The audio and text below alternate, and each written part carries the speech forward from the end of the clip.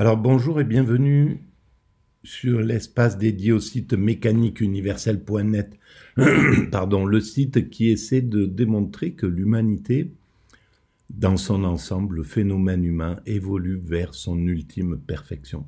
Nous construisons, sans le savoir, le paradis pour nos futurs descendants. Alors effectivement, il faudra plusieurs siècles encore d'évolution, mais la plus grande partie du chemin a été réalisée.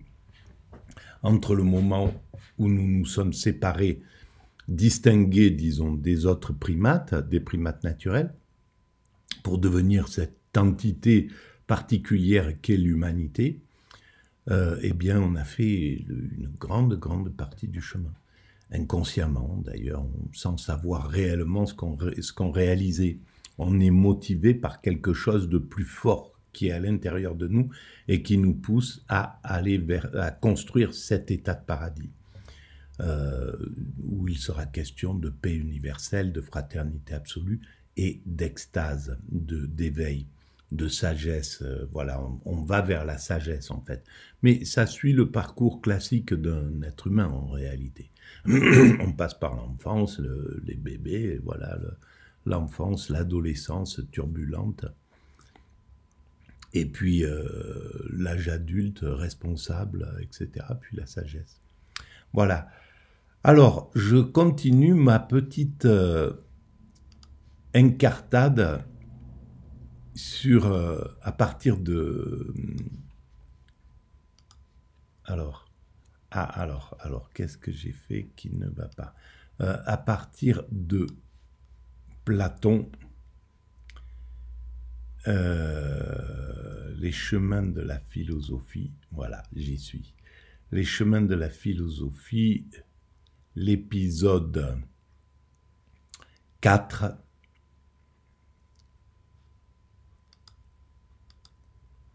Est-ce que je vais réussir à le trouver, cet épisode 4? Mon Dieu, mon Dieu, mon Dieu, mon Dieu. Alors, c'est là, Platon, la République. Voilà. L'épisode 4 qui commence. Voilà. Épisode 4 sur 8, Platon, la République. Donc, j'ai déjà fait 12 vidéos sur cette œuvre magique, majeure, extraordinaire, qui explique tout, qui éclaire vraiment l'humanité et je pense justement cette évolution vers cette expérience, parce qu'en fait c'est un état de conscience vers lequel nous allons. On vit essentiellement l'individu, nous sommes des êtres humains incarnés.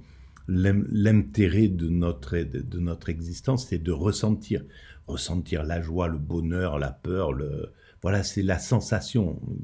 C'est même quand on réfléchit, nos réflexions engendrent une sensation de bonheur, de doute, etc., etc. Donc, la sensation, c'est la base de l'incarnation, selon moi.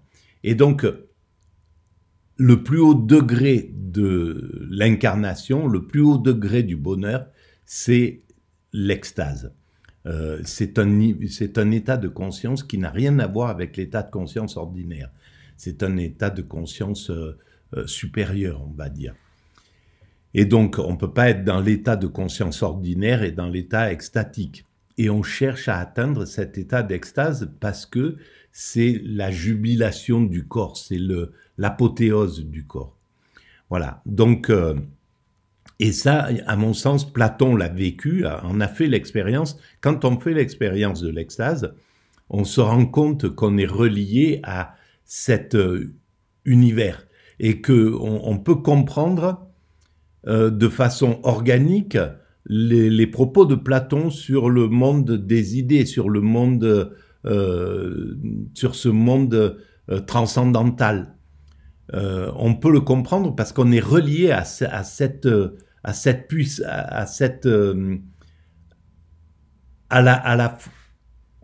on est relié au divin qui compose toutes les matières, y compris nous. Voilà, notre divinité, notre part divine, notre constitution divine, nos particules élémentaires, c'est ça pour moi le divin, les particules élémentaires immatérielles. Ces particules élémentaires sont au contact, dans l'extase, au contact de toutes des particules élémentaires de l'ensemble de la création. Et donc, c'est pour ça qu'on se sent en harmonie, disons, en état d'harmonie absolue avec la vie, avec la création, avec l'univers. Voilà. Et donc, l'épisode 4, c'est Platon est-il communiste? Alors, on lance la... Précédemment, dans la République de Platon. Tous les poètes ne sont pas bannis. Donc, ce qui est banni, c'est seulement la poésie imitative. Ça, c'était l'épisode précédent. D'après Platon. Donc, de ce point de vue-là, la critique est basée sur le fait que certains poètes imitent des comportements que Platon estime ne pas aller dans le bon sens pour l'éducation des gardiens, qui, voilà, je vous le rappelle, doivent faire preuve d'ardeur.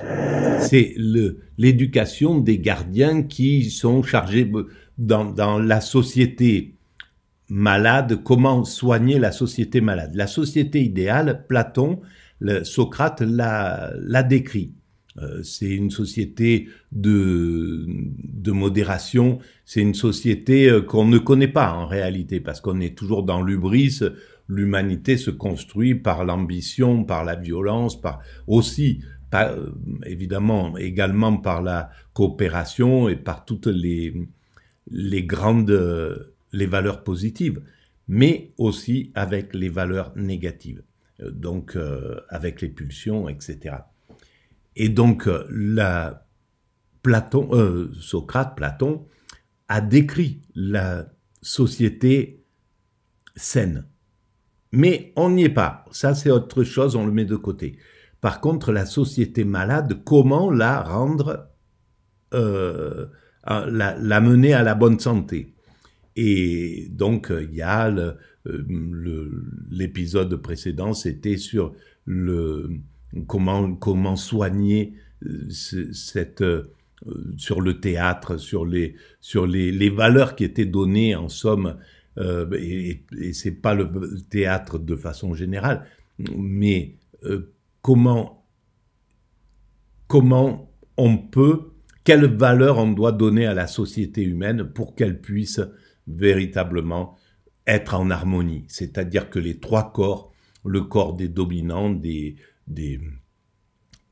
chefs d'État, on pourrait dire, le corps des protecteurs de la cité, c'est-à-dire les gendarmes de la cité, quoi, hein, les militaires, etc., qui sont là, qui sont chargés de veiller à la sécurité du peuple qui est en dessous et qui crée les choses pour pouvoir vivre, pour pouvoir manger, pour pouvoir réparer la structure, etc., construire les structures. Voilà. Et ces trois corps qui sont en réalité, qui existent, ils doivent être fraternels, il doit y avoir de l'amour entre ces trois entités. Comment amener à ça? La République de Platon, saison 1, épisode 4.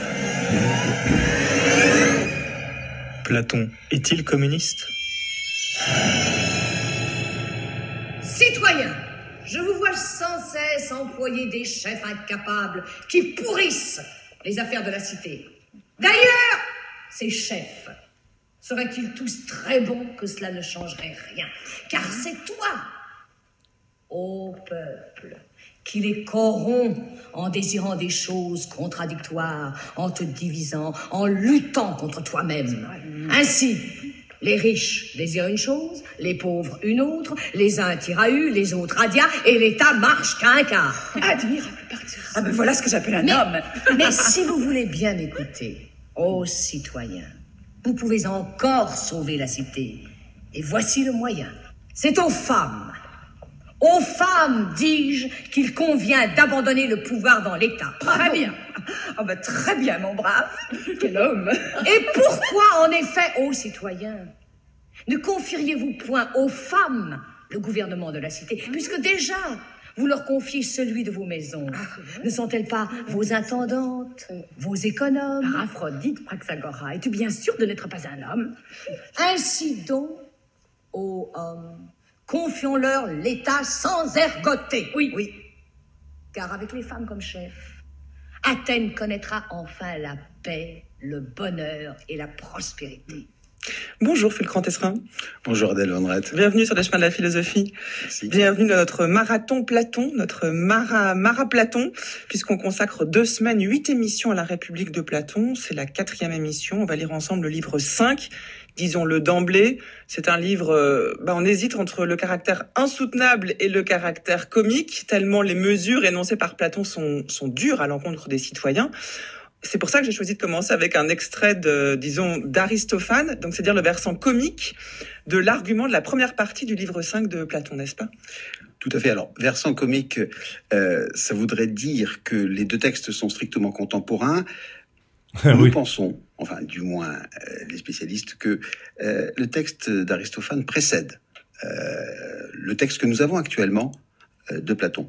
Il se pourrait, c'est une hypothèse qui a été avancée par certains, qu'une première rédaction de la République ait circulé jusqu'au livre 5, et que Aristophane ait ensuite rédigé son texte. Donc l'Assemblée des femmes. L'Assemblée des femmes, ultérieurement, en réaction ou pour se moquer des idées de Platon. Ceci dit, l'argumentation qu'il développe, certes, emprunte des choses à Platon, mais elle a une certaine autonomie, une certaine force également, et on peut penser que Aristophane ne fait pas simplement que reprendre ou caricaturer, il donne aussi à cette hypothèse communiste et féministe une force qui lui est propre. Voilà, et quand même, c'est pas... ça voudrait dire qu'Aristophane, en fait, pensait que Platon était trop féministe, et le matriarcat, justement, moi j'ai écrit, je sais plus où, sur quoi... Bon, bref, que c'est l'avenir, très certainement. On passera, peut-être, l'humanité passera par le matriarcat, c'est-à-dire les valeurs féminines, les valeurs féministes qui prendront la charge de la gouvernance de l'humanité. À mon sens, ça peut être bénéfique. Mais bon, voilà, à condition de ne pas caricaturer les hommes, justement, de ne pas essayer de se comporter comme certains hommes se comportent dans la politique. Alors, communiste, vous avez employé le terme, donc oui. Ça veut dire que dans le livre 5 de Platon, on peut dire que Platon est communiste. Alors, on peut dire qu'il est communiste au sens où il met en commun 3 choses. Les biens d'abord, les femmes ensuite, les enfants enfin. En ce sens-là, il est communiste. Moi, je découvre. On pourra revenir. J'ai pas lu la République et je découvre ce communisme-là de Platon du communisme plus tardif, celui du 19e siècle ou celui de Marx et d'Engels. Oui, d'autant que Platon va plus loin que les expériences que l'on connaît du communisme réel, mis en pratique, puisque la mise en commun des femmes et des enfants à ce point, je ne sais pas s'il y a déjà eu des exemples dans la vie réelle, si non, enfin... Officiel, en tout cas. Il y a quelque chose qui pourrait s'y apparenter, ce serait les kibbutz. Ouais. Israéliens, voilà. Mais à ma connaissance, dans les kibbutz, on ne retire pas les enfants aux femmes et on ne sélectionne pas les enfants à la naissance selon leur aptitude à la survie. Exactement. C'est ce qui va se passer ce matin. Alors juste pour le côté dramaturgique de l'histoire, donc au 5e livre de la République de Platon, ce qui est intéressant, c'est qu'on a Socrate et comme souvent dans ce texte, contraint d'avancer, contraint de parler. Il voudrait un peu se dérober à la réflexion, puis Glaucon et Adimandre qui sont à côté lui disent non, dis-nous ce qu'il en est, et comme tu commences à exposer ce à quoi ressemblerait la cité idéale, il faut continuer. Et Socrate prend une image très intéressante. Il me dit mais je suis comme un homme qui tombe dans une piscine ou au beau milieu de la mer et qui ne sait pas, et qui se met à nager. Nous devons nager, dit-il, et aussi essayer de sortir sauf de la discussion, soutenu par l'espoir que nous trouverons peut-être un dos dauphin pour nous porter, ou quelque autre impossible moyen de salut. Et c'est le début des métaphores des vagues, tout au long de... Donc, en fait, il crée en même temps qu'il imagine, il crée les concepts de cette société idéale. Et il faut la resituer à son époque, et il faut voir l'avant-gardisme de cette vision, et même le fait de pouvoir tout mettre en commun, y compris les enfants, y compris les femmes, y compris les hommes, en somme. Voilà, que tout soit en commun. Et ça, c'est la finalité de l'humanité. Lorsque j'écris « l'humanité va vers sa perfection », ben ça sera la mise en commun de tout. Et cette mise en commun, on commence à la voir, à poindre. On commence à la voir simplement, l'UNESCO, c'est la mise en commun des grandes œuvres d'art, voilà, qui appartiennent au patrimoine universel. Bientôt, ça sera l'air qui sera comme ça sera les forêts, ça sera les rivières, ça sera, etc. On commencera comme ça. Et puis les hommes seront patrimoine universel, évidemment. On ne pourra pas toucher, ils seront... L'humanité fera de chaque être humain qui apparaît sur cette planète un trésor, comme l'UNESCO protège chaque œuvre d'art. Je sais pas moi, les jardins de Babylone, je crois qu'ils n'existent plus, mais les pyramides, voilà, ils font partie du patrimoine universel. C'est-à-dire, on peut pas les détruire, on doit les choyer, mais un être humain, la constitution d'un être humain, c'est une œuvre d'art encore bien plus complexe, bien plus magnifique, bien plus incroyable qu'une pyramide. La pyramide, c'est génial, c'est extraordinaire, c'est superbe. Mais un être humain, la constitution d'un être humain, ce qu'il va devenir, ce qu'on va voir, c'est magnifique si on y prête vraiment attention. Donc, il est logique d'en arriver à ça. Et puis, parce que ça sera, voilà, ça sera une façon de protéger chaque être humain qui arrive sur cette planète. On ne pourra plus l'abuser, le maltraiter, etc., etc. Et donc, l'avenir dont parle Platon, Platon était juste d'avant-garde. C'est pour ça que c'est génial. Et même si il faut le resituer à l'époque, et même si ça fait un peu dictatorial, même, que ça soit que les enfants soient, etc., etc., il y a tout un tas de choses qui ne sont pas,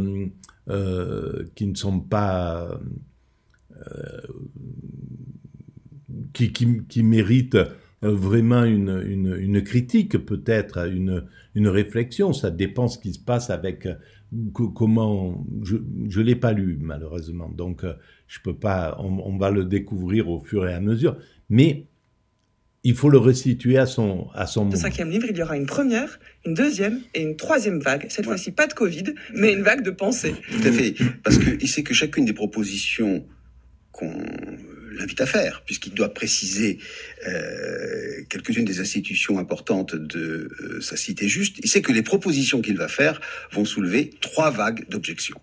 Donc il y a 3 propositions, il y a 3 vagues. Les 3 propositions, c'est... la première proposition, c'est une proposition égalitaire. On va y revenir. La deuxième proposition, c'est la proposition communiste, au sens strict du terme. Et la troisième proposition, c'est la proposition philosophique, au sens où on doit, c'est le plus connu, donner le pouvoir aux philosophes ou rendre philosophe, faire en sorte que le roi soit philosophe. Chacune de ces 3 propositions est évidemment très audacieuse, et il sait parfaitement qu'elles soulèveront de très nombreuses objections. Donc ce sont ces objections qu'il appelle des vagues et qu'il va essayer de surmonter, au milieu desquelles il va essayer de nager, de trouver un dauphin qui l'amènera à bon port. Alors rappelez-nous, juste avant qu'on entende le premier argument, la première proposition, pourquoi Socrate est-il en train de parler de la cité idéale? Quel est l'enjeu? Alors, dans le cadre de la République dans son ensemble, on pourrait penser que le livre 5... Et évidemment, la cité idéale pour Socrate, c'était l'idéal, c'était la cité, parce que sa vision s'arrêtait là. Globalement, il ne pouvait pas imaginer le village planétaire. C'était pas l'époque. Aujourd'hui, notre cerveau, notre esprit est capable de penser l'humanité dans son ensemble, le village planétaire, l'unité humaine. On en a construit les structures, l'ONU, l'OMS, l'OMC, l'OMT, etc., etc. Donc, même si elles ne fonctionnent pas encore correctement, mais on a ces structures. Donc, on a une autre visibilité. Pour Socrate, c'était la cité qu'il fallait sur lequel il devrait travailler, Platon, etc. 6 et 7 forment un peu un excursus, puisqu'il sera essentiellement question du philosophe et de son pouvoir, mais pas complètement, parce que l'enjeu de départ de la République, on le rappelle, c'est de définir la justice et de répondre à la question simple qui porte sur le bonheur ou l'intérêt qu'il y a à être juste. Est-ce que être juste est quelque chose que l'on peut vouloir pour soi-même et en plus pour les effets que ça produit? Bon, ça c'est la question d'entrée, hein, la question qui ouvre véritablement le débat dans la République. Alors cette question, Platon, Socrate va vouloir y répondre C'est vraiment pénible, quelque chose dont je vais parler là. C'est que je brasse trop de choses. J'ai des soucis pour la bâtisse, j'ai des soucis. Et donc, là, je viens de perdre le fil. Je n'ai plus entendu parce que j'ai un truc à résoudre dans la journée, etc., qui me travaille. Donc, voilà, ça veut dire qu'il faut vraiment, et je rêve que de faire plus que de la philosophie, de n'avoir à m'occuper que de ça. Voilà, d'avoir l'esprit en paix et concentré sur ce que je fais et pas être dissipé dans ce truc. C'est vraiment gênant et je pense que c'est gênant pour n'importe qui, voilà. Se proposant d'identifier ce qu'est la justice, et il va l'identifier là où elle est d'abord la plus visible, là où elle est écrite en gros caractères, c'est-à-dire dans la cité. Et c'est à ce sujet qu'il va donc développer le portrait, le modèle d'une cité juste, et il va transposer en quelque sorte les caractères et les traits principaux de cette justice dans la cité, il va les transposer à l'âme, et donc il pourra ainsi définir ce que c'est que l'homme juste. Et une fois que l'homme juste est également défini, ce qui a eu lieu d'ailleurs en grande partie au livre 4, il pourra se prononcer sur le bonheur qui appartient ou non à cette condition, et donc ainsi répondre à la question de départ.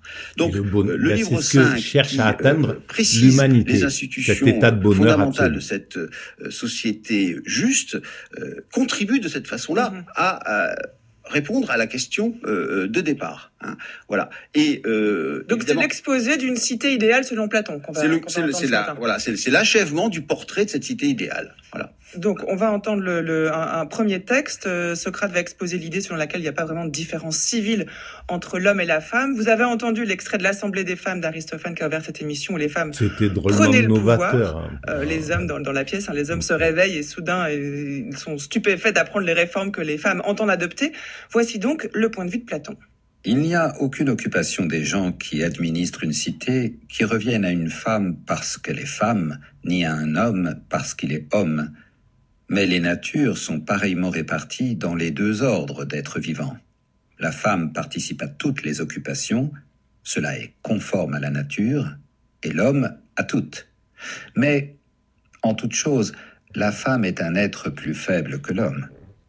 Il existe telle femme douée pour la médecine et telle qui ne l'est pas, telle femme douée pour les muses et telle autre étrangère aux muses. Tout cela par nature. Et celle-ci n'est pas douée pour l'exercice nu et douée pour la guerre, tandis qu'une autre est étrangère à la guerre et n'aime pas l'exercice nu. Mais alors, il y aurait bien telle femme qui aime la sagesse et telle femme qui la hait, telle qui a du cœur et telle autre non. Il existe donc aussi telle femme douée pour la garde et telle autre non. N'est-ce pas un tel naturel que nous avons sélectionné aussi chez les hommes doués pour la garde? Donc aussi bien chez les femmes que chez les hommes, existe le même naturel adapté à la garde de la cité. C'est pour la corporation des gardiens. Donc ça peut être des femmes, des hommes, etc. Si ce n'est que l'un est plus faible et l'autre plus fort. Et ça, on a évolué vers le principe de Platon, parce qu'il y a 100 ans ou 200 ans, la gendarmerie, la police l'armée n'avait pas de militaires femmes. C'est récent. Donc voilà, on évolue vers la pensée de Platon. Et ce sont donc c'est qu'une question femmes qu'il faut sélectionner. Et on est à un moment de ce parcours. On est là. On n'est pas on n'est pas là. Et là, ça sera plus. On risque d'avancer avec encore plus de pouvoir pour les femmes, et avec bénédiction, je dirais. Pour vivre avec des hommes du même genre et pour monter la garde avec eux, si toutefois elles y sont suffisamment propres et y ont une nature parente de la leur. Et il faut bien penser qu'à l'époque, la violence, c'était autre chose. Le niveau de violence était un autre degré. Les chemins de la philosophie, Adèle Van Rett. Et le livre 5 de la République de Platon nous occupe ce matin en compagnie du philosophe Fulcran Tesserin qui va nous aider à comprendre ce texte qui paraît pour le moins ambivalent. D'un côté, égalité, oui, mais de l'autre, la femme est quand même un être plus faible que l'homme, prend-il soin de préciser. Oui, c'est pour ça que le titre que j'ai donné à cette proposition, la proposition égalitaire, serait sans doute à nuancer. À de multiples reprises, Socrate signale que le sexe masculin est plus fort. Mais cette force supplémentaire ne conduit nullement à soumettre les femmes aux hommes et à les exclure des activités de commandement.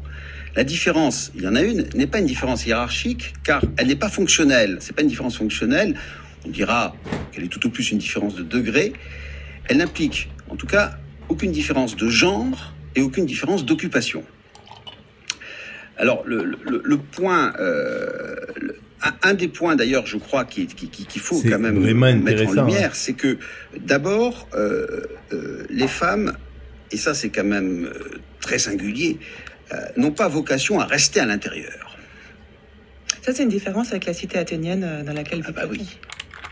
Les femmes n'avaient pas le droit de vote à l'époque, c'est ça? Elles ne votaient pas, elles ne participaient pas à l'Assemblée. D'ailleurs, c'est ce qui fait aussi le comique de la pièce d'Aristophane. Donc en ce sens, ce texte est plutôt progressiste, là. Alors, il est plus que progressiste. On ne doit pas claquemurer les femmes. Il est inouï, parce que il a tenu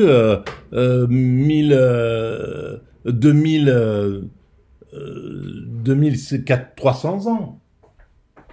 Donc c'est inouï. Là, le problème, c'est il y a un esprit critique parce que voilà, il y a cet a priori qui est là et qui est basé sur quelque chose de juste, hein, parce que c'est un peu dictatorial, c'est dictatorial la façon dont il présente les choses, etc., etc. Mais si on le resitue à son époque, voilà, on peut pas rejeter Platon et la créativité, les valeurs qu'il amène, etc., avec l'eau du bain. C'est pas, voilà, je suis trop, j'aime trop Platon pour supporter qu'on l'agresse, en somme, c'est ça l'idée. De la maison, elle est confinée à l'intérieur. Donc elles doivent être au dehors, et leur fonction principale, c'est pas d'élever des enfants et d'en faire. Bon. Et donc les tâches qui lui reviennent sont rigoureusement les mêmes que celles des hommes. C'est ce qu'on vit maintenant. Et donc elles doivent recevoir la même éducation, 2500 ans musique et gymnastique. Alors, il faut bien, et elles doivent s'exercer nues. Ça, c'est très important. Pourquoi parce que la gymnastique se pratique nue. Et donc, il sait très bien, Platon, Socrate, quand il avance cette proposition, que les femmes, elles aussi, doivent participer à la gymnastique, que la conséquence, c'est qu'elles pratiquent cet exercice nu. Comme les hommes, puisque les hommes pratiquaient évidemment l'athlétisme et la gymnastique nus. Alors, donc voilà, ça n'a rien de... la gymnastique, oui. La musique par rapport aussi. à maintenant, oui, évidemment. La musique, il faut bien comprendre que la musique ici, c'est pas jouer d'un instrument. La musique inclut l'éducation supérieure. Ça inclut le savoir, les mathématiques, la philosophie. Et d'ailleurs, dans l'œuvre de Platon, il y a plusieurs personnages féminins qui interviennent à plusieurs reprises et qui sont manifestement des personnages savants, instruits. Il y en a 3. Et il y a quand même un truc incroyable, il y a Diotime qui est dans le banquet, et Diotime, c'est elle qui parle de l'extase, justement, du plus haut degré de l'amour, du summum de l'amour. C'est elle qui amène ce dialogue. Je pense qu'il avait compris que toute la puissance et l'intérêt d'une femme dans une société, Platon, hein. Qu'on peut identifier. Bon, il y a d'abord Diotime, bien connu voilà. Dans le Platon, dans je le découvre la vidéo, je l'ai pas écouté. Socrate au mystère de l'amour, au mystère philosophique de. Plus qu'au mystère, à mon sens, c'est à l'extase, à l'idée de l'extase. C'est elle qui amène, parce que la façon dont Diotime parle de l'amour dans le banquet, c'est l'extase, c'est l'éveil. Vous avez Aspasie dans le Ménexème. Et il y a aussi un personnage un peu moins connu, mais qui est aussi très important, c'est Atossa dans la Silbienne majeure. Bon, 3 figures de femmes éminemment savantes, donc on voit très bien que, pour Platon en tout cas, il n'y a absolument pas d'impossibilité à ce que les femmes excellent dans ce domaine-là. Il en témoigne, je dirais. Oui, après il y a aussi Xanthippe dans le Phédon qui se met à pleurer, qu'on demande de sortir de la salle parce qu'elle pleure. Enfin, certes, mais voilà, il y a peut-être des personnages féminins glorieux, mais il y en a qui ne le font pas. Bien sûr, mais comme les personnages masculins également. Bon, enfin bref. Voilà, alors je reviens sur la question de la nudité. Il y a vraiment. Elle est intéressante parce que ça me dérange. La nudité, évidemment, ça met en évidence la différence sexuelle. Bon. Sauf que justement, il profite du fait que la différence sexuelle devient visible pour dire qu'elle n'est pas pertinente. Que la différence sexuelle, c'est pas une différence de genre. Ça, c'est tout à fait remarquable. Et ici, j'emploie pas le mot genre pour faire genre, mais précisément parce que c'est génos, en grec. Donc, il n'y a pas de différence ici de génos. On voit qu'elle recule, on est en train de marquer là-dessus. Ce que on doit faire ici, c'est précisément se fier au logos et non pas à la vue. C'est vrai que la vue enseigne une différence, mais là, cette différence, elle n'est pas pertinente. Il faut donc faire confiance à la force des arguments. Et les arguments, qu'est-ce qu'ils nous enseignent à ce sujet? Ils nous enseignent que quand on examine la nature de la femme, eh bien, il n'y a rien en elle qui l'exclut de telle ou telle activité masculine. Donc, elle a naturellement vocation à participer à toutes ces activités masculines.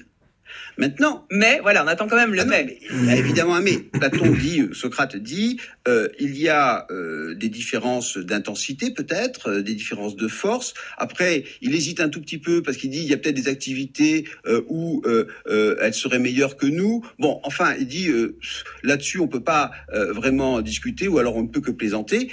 Le principe étant que généralement, voilà, on ne peut pas affecter les femmes à un emploi plutôt qu'à un autre. Voilà. En tant que femme.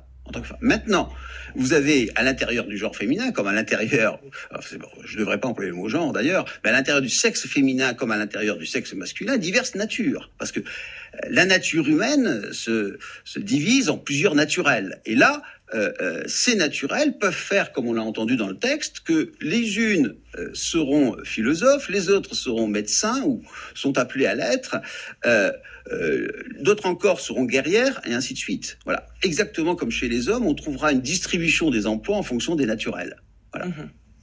Donc, de ce point de vue, le parallèle me semble assez solidement fait. Et ce qui est très intéressant, c'est que la nudité, vous voyez, dont il sait qu'elle scandalisera les auditeurs, est en même temps l'occasion pour lui de rappeler que ce qui est visible n'est pas, si vous voulez, conceptuellement déterminant et même n'est pas naturellement déterminant. Voilà. Si on entend bien le texte jusqu'au bout, celui qui a été diffusé, Fulcran Tesserin, à la fin du texte, on entend ces mots. Ce sont donc de telles femmes qu'il faut sélectionner pour vivre avec des hommes du même genre et pour monter la garde avec eux, si toutefois elles y sont suffisamment propres et ont une nature parente de la leur. Le terme déjà peut nous mettre sur la piste qu'il y a quelque chose de louche qui se prépare, puisqu'il s'agit de sélectionner des femmes, comme on le verra, on va sélectionner des enfants, c'est un vocabulaire eugéniste. Ah ben oui, de toute façon, oui. Mais qu'est-ce qu'on fait cette sélection, elle se fait absolument dans dans la vie, dans toutes les sociétés, de toute manière. Celui on le voit tout petit à l'école, celui qui va courir plus vite, il va commencer à être sélectionné on va lui dire tu veux pas faire de l'athlétisme, celui qui est plus fort, etc. Celui qui maîtrise bien les mathématiques ou la dictée, on va lui dire tu sais tu devrais prendre une filière comme ça, mais on fait que ça. Donc il y a la seule chose, c'est qu'il veut que ça soit déterminé. Apparemment Platon, que ça soit comme ça, une règle, etc. Tandis que là, ça se fait un peu en douceur dans les sociétés. Mais ici, c'est la même chose. Qui est patent dans ce livre 5, prolonge un processus de sélection qui a déjà été mis en œuvre dès le livre 3. Parce que dès le livre 3, on explique que il va y avoir 3 classes et que, évidemment, voilà, dans la cité idéale, et que, évidemment, on va devoir déterminer. Ces 3 classes se déterminent, quoi qu'il arrive. On se retrouve avec des militaires dans une société, avec des militaires, des hommes politiques, une élite, des militaires, un peuple. Voilà. Et dans ceux qui sont, ça se fait comme ça, quoi. C'est pas, l'organisation de la société, quoi qu'il arrive, elle est sous cette forme-là. Pour construire, on a besoin de cette forme-là. Que ça soit déterminé ou que ça soit, et encore c'est plus injuste que ça soit imposé, parce que il y a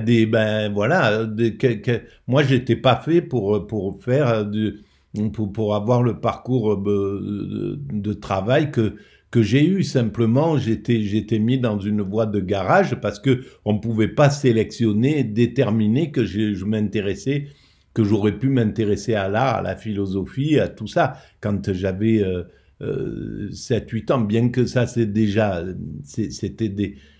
là. Il y a eu une prof, la prof de dessin qui avait parlé à, je crois, à mes parents, j'en sais rien si je l'ai rêvé ou pas d'ailleurs, cette chose-là, mais en me disant, bon, elle m'appréciait vraiment parce que j'imaginais des choses, je restais pas dans les règles, elle disait de faire ça, je faisais ça, mais d'une autre manière, etc. J'avais toujours envie de faire quelque chose d'un peu plus, etc. Et elle avait vu sans doute que j'étais assez traumatisé pour devenir un artiste, peut-être un jour ou l'autre. Bref, mais voilà. Et alors, il y a des déterminismes qui sont, il y a on retrouve des gens qui sont pas au bon endroit, en pagaille dans l'existence, des gens qui ont des potentiels et qui sont inexploités parce que les places sont, parce qu'il y a un népotisme qui est inouï dans la société telle qu'on la vit. Et c'est là où, mais c'est même vraiment génial parce que le fait que les enfants ne soient pas ne soit pas. C'est une lutte contre le népotisme en réalité. Il va falloir vraiment se pencher sur cette réflexion de Platon. C'est inouï. À quoi ? C'est-à-dire à quelle classe chacun doit appartenir. Bon, et pour cela, il va falloir procéder à un ensemble d'examens, et on va, en fonction donc de ce que l'observation pourra enseigner, on va distribuer les individus selon leur aptitude dans les 3 classes de la cité. Et donc, vous avez le même processus de sélection qui va s'opérer auprès des femmes. Certaines seront, en vertu de leur naturel, affectées à la classe des auxiliaires, d'autres seront affectés à la classe des gardiens, et les 3e seront affectés à la classe des productrices. Juste un peu plus loin, juste après le texte, on lit ceci: que ces femmes soient toutes communes à tous ces hommes, et qu'aucune ne vive en privé avec aucun, que les enfants eux aussi soient communs, et qu'un parent ne connaisse pas son propre rejeton, ni un enfant son parent. Et ça, c'est énorme. Donc, voilà. Là est-on ici. Ça, c'est génial, mine de rien. C'est pas, l'idée, c'est de faire tomber le népotisme. C'est-à-dire que l'enfant d'un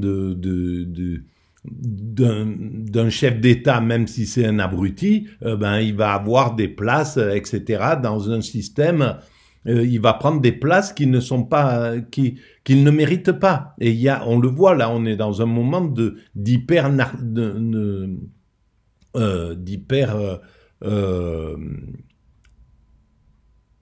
népotisme.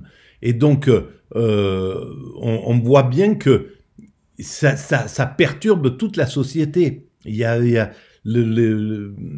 un problème de distribution du système. Tandis que là, si les enfants sont, ils connaissent pas leur père, etc. Bon, après, voilà, il y a tout un tas de trucs derrière. Il faudrait que l'amour circule, que l'affection soit là, que les enfants soient choyés, qu'ils soient aimés par tout le monde, etc. pour qu'il n'y ait pas de carence affective, parce qu'on est des animaux sociaux, on a besoin de câlins, on a besoin de tout un tas de trucs, mais en réalité, c'est pas ce qui se passe dans la vie. On n'est pas forcément, il y a des familles qui peuvent donner tout l'équilibre à un enfant, mais c'est pas la majorité, hein. Il y a quand même un paquet de carences affectives qui sont données. Donc, mais l'idée de sortir de ça, ça veut dire que personne ne peut dire mais c'est le fils d'un tel, etc. Et on voit bien le népotisme que ça engendre dans la société. Les fils d'eux, s'ils ont un problème, on arrive à faire en sorte que ça soit atténué. Alors là, on rentre dans la deuxième proposition, c'est-à-dire la proposition communiste. Donc deuxième vague. La deuxième vague. Alors, je crois qu'il faut d'abord rappeler une première chose, c'est que dans ce livre 5, on parle essentiellement de la mise en commun des femmes et des enfants. On ne parle peu ou pas de la mise en commun des biens. Celle-ci, elle a déjà été faite, elle a déjà été annoncée à la fin du livre 3. Platon y fait une petite allusion dans le livre 5, mais ce n'est pas l'objet de son développement principal. Bon. Alors, je voudrais quand même rappeler sur la communauté des biens, parce que je crois que ça permet de caractériser en partie le communisme de Platon. Cette propriété des biens, elle est assez singulière. En fait, ce qui est seuls ne sont concernés par cette mesure. Les seuls à être concernés, ce sont les gardiens et les auxiliaires. Ce ne sont pas les producteurs. Rappelons que les trois classes, donc